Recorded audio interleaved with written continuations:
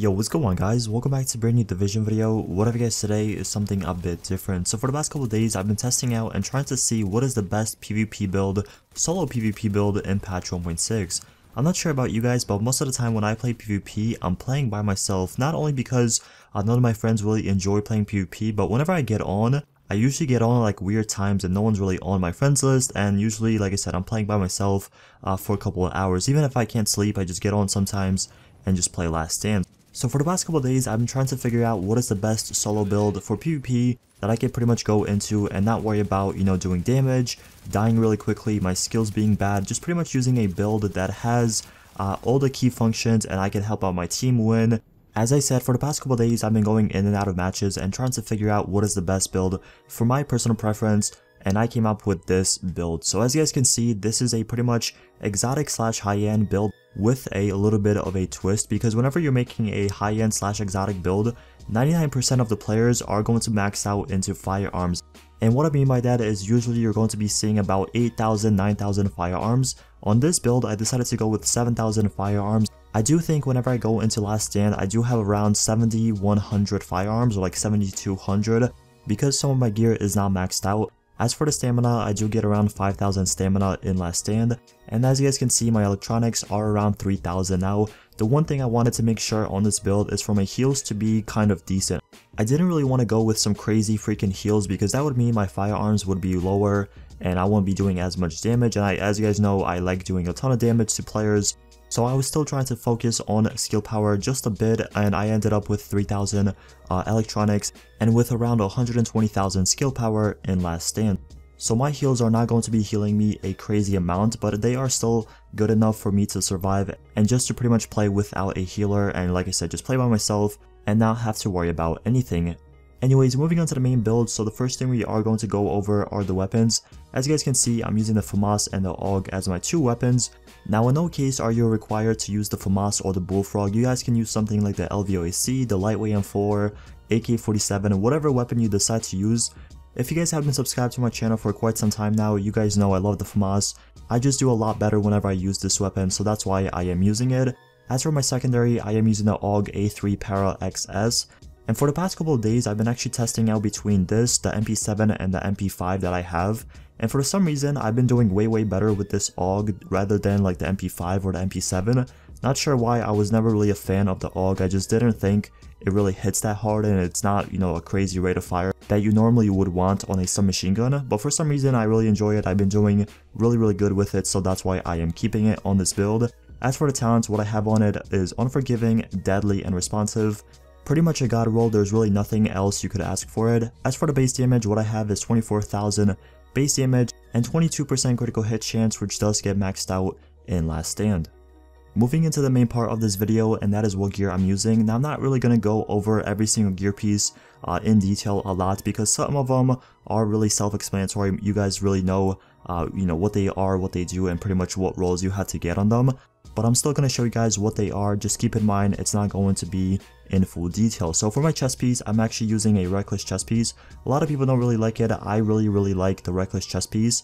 For the past couple games, I've been switching out between the Rapid, Vigorous chest, and the Reckless chest. And I'm going to tell you guys, I'll be 100% honest, I like the Reckless chest way more. Although you can feel the incoming damage is a bit stronger from the enemies.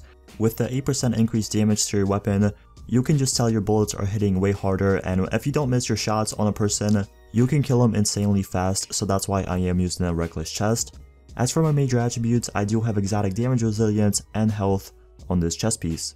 Moving straight down with the Tenacious Mask, and I'm going to tell you guys something. If you guys are making a build and you're debating if you should use a Tenacious Mask or something else, I would hands down go with a Tenacious Mask, because it's so good, it's so helpful, and it honestly saves your butt sometimes. Whenever you're weak and you pop your med kit, the person doesn't really expect you to hit them 10% harder with your weapon because of the damage boost, and they're instantly going to go down. If you don't miss your bullets, it's pretty much a wrap. So that is why I would recommend using a Tenacious Mask 100%.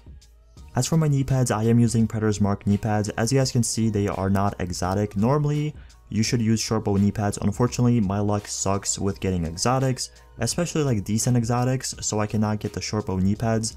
But I'm just putting it out there. If you guys are going to recreate this build, make sure you use shortbow knee pads if you have them, because they are honestly Really good for Last Stand and the Dark Zone. Up next we have the Specialized Backpack. Specialized Backpack, once again, really good if you are going for a little bit more skill power for your heals, for your pretty much just attributes, and you don't want to spec into skill power that much. Using something like the Specialized Backpack will help you out and, you know, pretty much get your booster shot a little bit better, a little bit stronger, and even something like the pulls is going to be a bit more effective. The next gear piece you guys are seeing on screen right now are the Skull MC gloves. Pretty much they're self-explanatory, you just pretty much use them because they give you 16% extra damage, which is really good. I also have critical hit damage, critical hit chance, and marksman rifle damage on them. The one thing I would change on them if I could was get assault rifle damage instead of re-rolling my firearm, since it does get maxed out anyways in Last Stand. The final gear piece we have is the Nimble Holster. Now, although it's receiving a nerf in patch 1.6.1, I do think it's still necessary if you are making a solo PvP build, even a solo PvE build. It's really useful because if you're out of medkits, if you're out of heals, and you just need health desperately, you can go cover to cover, you're going to get your health that way. It's just overall handy, and whenever you use the Nimble Holster for quite some time, going cover to cover, it just, I don't know, it comes naturally to you, and you just get your health back that way.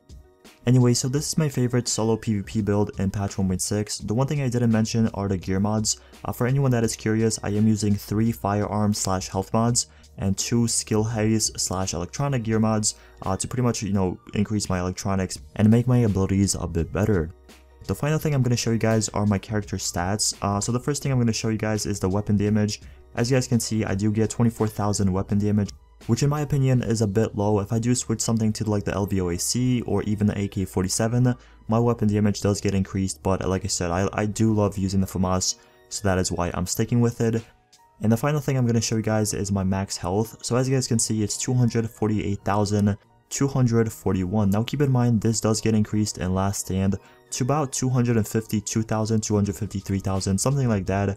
It does get increased in Last Stand. So that is pretty much it for the build. Once again, if you guys did enjoy or have any questions, feel free to ask in the comment section below. I reply to all my comments. But once again, thank you so much for watching, and I'll see you guys in the next one.